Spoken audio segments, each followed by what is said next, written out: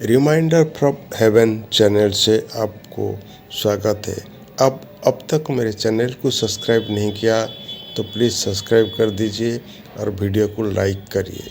और सुनते हैं कुछ कहानी, एक सती जीवन की कहानी जो मेघनाद की पत्नी सुलोचना।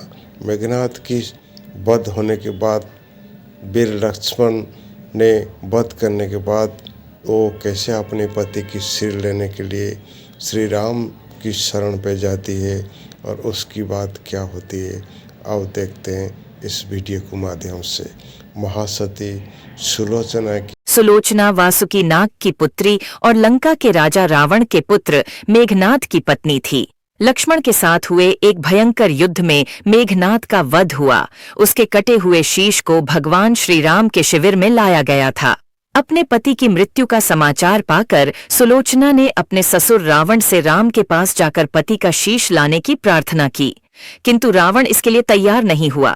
उसने सुलोचना से कहा कि वह स्वयं राम के पास जाकर मेघनाद का शीश ले आए, क्योंकि राम पुरुषोत्तम हैं, इसीलिए उनके पास जाने में तुम्हें किसी भी प्रकार का भय नहीं करना चाहिए। रावण के महापराक्रमी पुत्र इंद्रजीत मेघनाद का वध करने की प्रतिज्ञा लेकर लक्ष्मण जिस समय युद्ध भूमि में जाने के लिए प्रस्तुत हुए, तब राम उनसे कहते हैं, लक्ष्मण, रण में जाकर तुम अपनी वीरता और रण कौशल से रावण पुत्र मेघनाद का वध कर दोगे, इसमें मुझे कोई संदेह नहीं है। परंतु एक बात का विशेष ध्यान रखना कि मेघनाद का मस्तक भूमि पर किसी भी प्रकार न गिरे, क्योंकि मेघनाद एक नारी व्रत का पालक है और उसकी पत्नी परम पतिव्रता है। ऐसी साध्वी के पति का मस्तक अगर पृथ्वी पर गिर पड़ा तो हमारी सारी सेना का ध्वंस हो जाएगा और हमें युद्ध में विजय की आशा त्याग देनी पड़ेगी। लक्ष्मण अपनी सेना लेकर चल पड़े। समर भूमि में उन्होंने वैसा ही किया। युद्ध में अपने बाणों से उन्होंने मेघनाद का मस्तक उतार लिया, पर उसे पृथ्वी पर नहीं गिरने दिया। हनुमान उस मस्तक को रघुनंदन के पास ले आए। मेघनाद की दाहिनी भुजा आकाश में उड़ती हुई उसकी पत्नी सुलोचना के पास जाकर गिरी। सुलोचना चकित हो गई। दूसरे ही क्षण अत्यंत दुख से कातर होकर विलाप करने लगी, पर उसने भुजा को स्पर्श नहीं किया। उसने सोचा, संभव है यह भुजा किसी अन्य व्यक्ति की हो। ऐसी दशा में पर पुरुष के स्पर्श का दोष मुझे लगेगा। निर्णय करने के लिए उसने भुजा से कहा, यदि तू मेरे स्वामी की भुजा है तो मेरे पतिव्रत की शक्ति से युद्ध का सारा वृत्तांत लिख दे। भुजा में दासी ने लेखनी पकड़ा दी। लेखनी ने लिख दिया, प्राण प्रिय, यह भुजा मेरी ही है। युद्ध भूमि में श्रीराम के भारे लक्ष्मण से मेरा युद्ध हुआ। लक्ष्मण ने कई वर्षों से पत्नी, अन्न और निद्रा छोड़ रखी है। वे तेजस्वी तथा समस्त दैवी गुणों से संपन्न है। संग्राम में उनके साथ मेरी एक नहीं चली। अंत में उन्हीं के बाणों से विद्ध होने से मेरा प्राणांत हो गया। मेरा शीश श्रीराम के पास है। पति की भुजा लिखित पंक्तियां पढ़ते ही सुलोचना व्याकुल हो गई।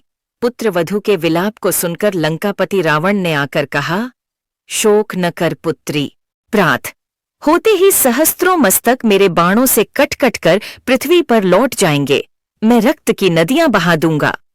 करुण चीत्कार करती हुई सुलोचना बोली, पर इससे मेरा क्या लाभ होगा पिताजी?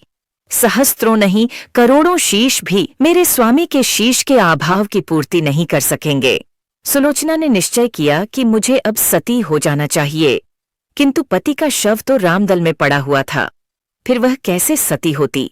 जब अपने ससुर रावण से उसने अपना अभिप्राय कहकर अपने पति का शव मंगवाने के लिए कहा, तब रावण ने उत्तर दिया, देवी, तुम स्वयं ही रामदल में जाकर अपने पति का शव प्राप्त करो।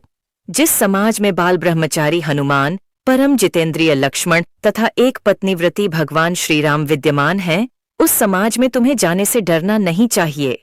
मुझे विश्वास है कि इन स्तुत्य महापुरुषों के द्वारा तुम निराश नहीं लौट आई जाओगी।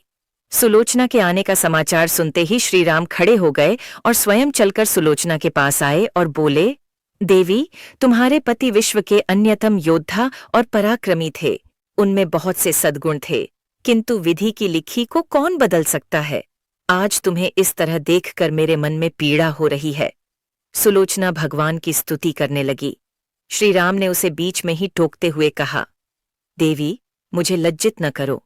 पतिव्रता की महिमा अपार है, उसकी शक्ति की तुलना नहीं है। मैं जानता हूं कि तुम परम सती हो। तुम्हारे सतीत्व से तो विश्व भी थर्राता है। अपने स्वयं यहाँ आने का कारण बताओ, बताओ कि मैं तुम्हारी किस प्रकार सहायता कर सकता हूँ। सुलोचना ने अश्रुपूरित नयनों से प्रभु की ओर देखा और बोली, राघवेंद्र, मैं सती होने के लिए अपने पति का मस्तक लेने के लिए यहाँ पर आ रही हूँ। श्री राम ने शीघ्र ही ससम्मान मेघनाद का शीश मंगवाया और सुलोचना को दे दिया। पति का छिन्न शीश देखते ही सुलोचना का हृदय अत्यधिक द्रवित हो गया। उसकी आंखें बड़े जोरों से बरसने लगीं। रोते रोते उसने पास खड़े लक्ष्मण की ओर देखा और कहा, सुमित्रा नंदन, तुम भूलकर भी गर्व मत करना कि मेघनाद का वध मैंने किया है। मेघनाद को धराशायी करने की शक्ति विश्व में किसी के पास नहीं थी। ये तो दो पतिव्रता नारियों का भाग्य था। आपकी पत्नी भी पतिव्रता है और मैं भी पति चरणों में अनुरक्ति रखने वाली उनकी अनन्य उपासिका हूँ। पर मेरे पति देव पतिव्रता नारी का अपहरण करने वाले पिता का अन्न खाते थे और उन्हीं के लिए युद्ध में उतरे थे। इसी से मेरे जीवन धन पर लोक सिद्धारे। सभी योद्धा सुलोचना को राम शिविर में देखकर चकित थे। वे यह नहीं समझ पा रहे थे कि सुलोचना को यह कैसे पता चला कि उसके पति का शीश भगवान राम के पास है।